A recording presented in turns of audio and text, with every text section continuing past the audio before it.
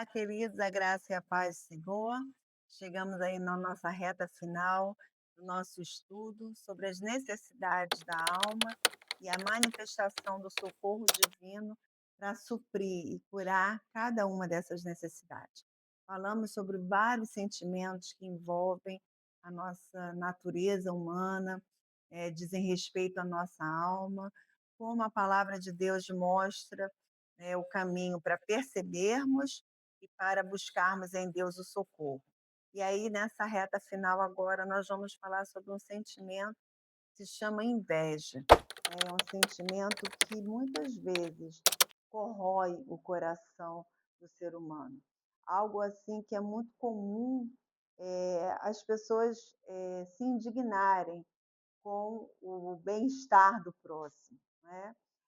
Às vezes as pessoas invejam a vida do próximo, a sua casa, a sua família, os seus bens, mas cada um tem uma história diante de Deus, e Deus tem um plano, Deus tem um propósito para a vida de cada um de nós.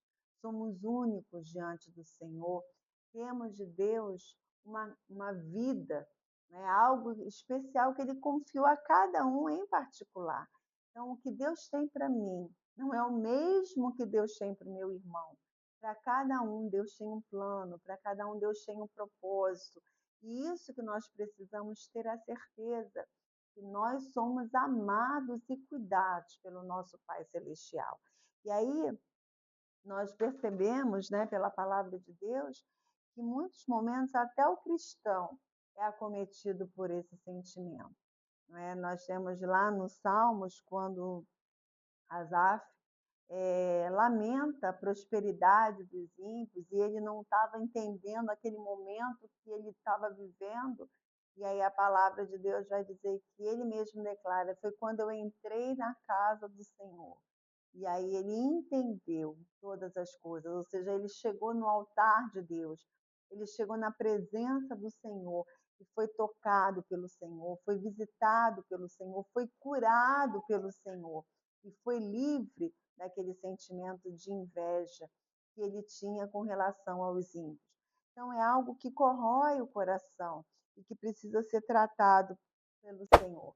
Provérbios 14:30 vai dizer que o coração com saúde é a vida da carne, mas a inveja é a podridão dos ossos. Olha que coisa, né? Comparar a esse sentimento a como se os seus ossos estivessem apodrecendo, porque é algo que vai corroendo por dentro, vai machucando, vai quebrando por dentro, e é algo que Deus não tem para nós. O que nós precisamos saber é que Deus tem um plano, um projeto para cada um de nós, e Ele tem bênçãos específicas. Na nossa mão nós temos 5 dedos, nenhum deles são iguais. Cada um tem uma função, mas cada um é de uma forma. Assim somos diante do Senhor. Não somos iguais. Cada um tem um propósito diante do Senhor. E aí não há necessidade de invejarmos uns aos outros. Provérbios 23:17 vai dizer: não inveje os pecadores em seu coração. Melhor será que tema sempre ao Senhor. Então, a palavra de Deus está falando: não inveja o próximo, teme ao Senhor, confia no Senhor, espera no Senhor, porque Ele tem bênçãos para cada um de nós. Provérbios 24, de 1 a 3, vai dizer: não tenha inveja dos ímpios, nem deseje a companhia deles, pois destruição é o que planejam no seu coração, e só falam de violência. Com sabedoria se construirá a casa, e com discernimento se consolida. Então, Deus, né, a palavra de Deus está falando o tempo todo que nós não devemos ter inveja, mas buscar o temor do Senhor, sermos sábios diante do Senhor, buscarmos a palavra do Senhor para entender que para cada um Deus tem um propósito.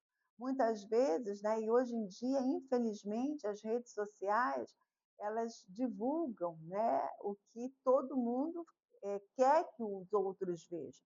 Então você vê, o que a rede social mostra, mas cada um tem a sua vida, cada um tem as suas lutas, cada um tem as suas dificuldades, e eu não tenho que invejar a vida do outro, porque o outro sabe o que ele está passando, como eu sei o que eu estou passando. Mas eu sei em quem tenho crido, e sei que Deus ele é fiel e ele é poderoso. Ele tem bênção para cada um de nós. Então é preciso que a gente perceba, se examine a nós mesmos o tempo todo. Quais são as necessidades da alma? Porque como nós falamos lá no comecinho, nós somos formados de corpo, alma e espírito. O espírito foi criado para ser sede, a habitação do Espírito Santo de Deus. E a alma, ela puxa para as coisas naturais, ela vai puxar para as coisas da carne, e aí nós precisamos encher o nosso espírito da presença de Deus, da palavra de Deus, para que nessa balança o espírito suplante a carne. E o espírito, né, cheio da presença do Espírito Santo, cheio da palavra de Deus, possa alimentar a alma de uma maneira sadia, de uma maneira que gere vida e gere cura. Porque se não houver esse preenchimento da presença de Deus no nosso espírito, da palavra de Deus no nosso espírito, as necessidades ou as debilidades da nossa alma, elas vão aflorescer cada vez mais. E aí seremos homens naturais, carnais, como Paulo vai dizer, né, lá em Gálatas, as coisas, os frutos da carne e o fruto do espírito. Seremos literalmente dominados pelas questões da nossa carne e essas debilidades ou essas necessidades da nossa alma.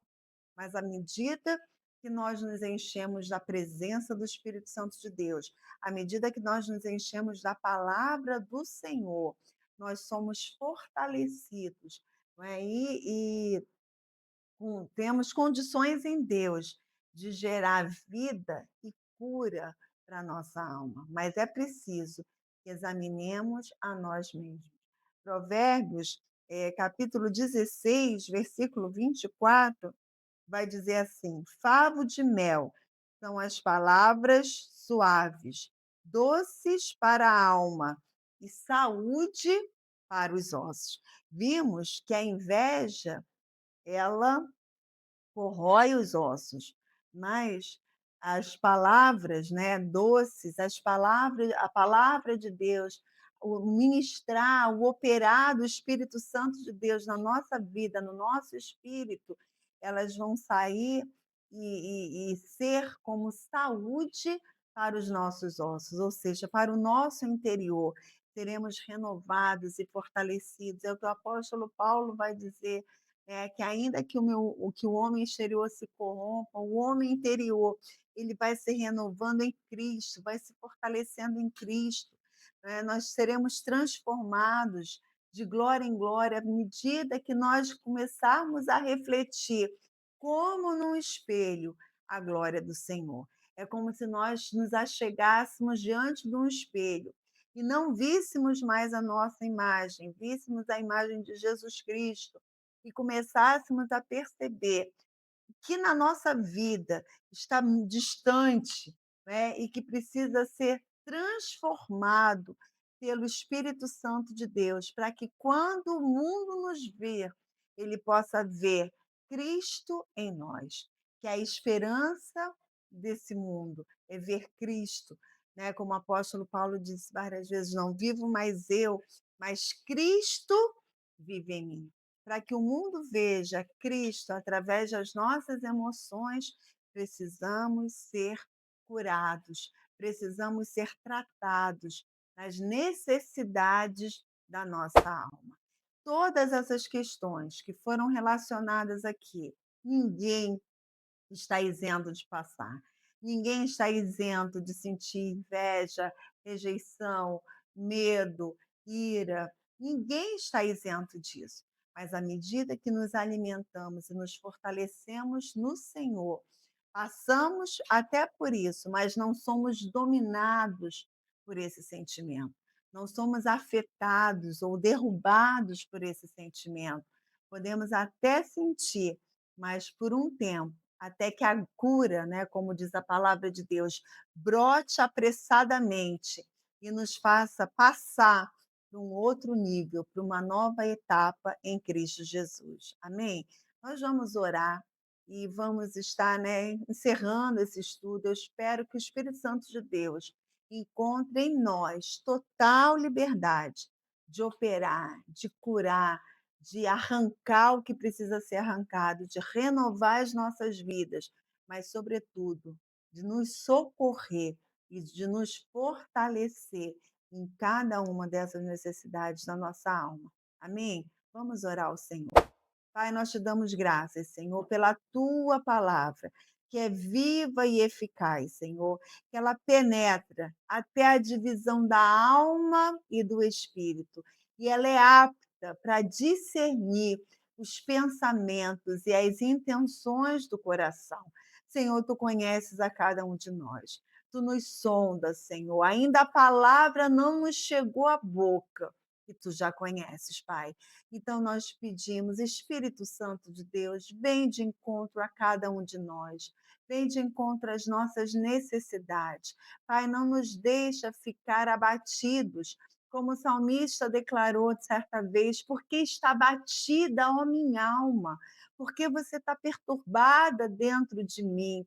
Espera em Deus. Senhor, não permita que tenhamos, ó Deus, um abatimento nas nossas emoções, que tenhamos, ó Deus, enfermidades, ó Pai, nas nossas emoções, feridas nas nossas emoções.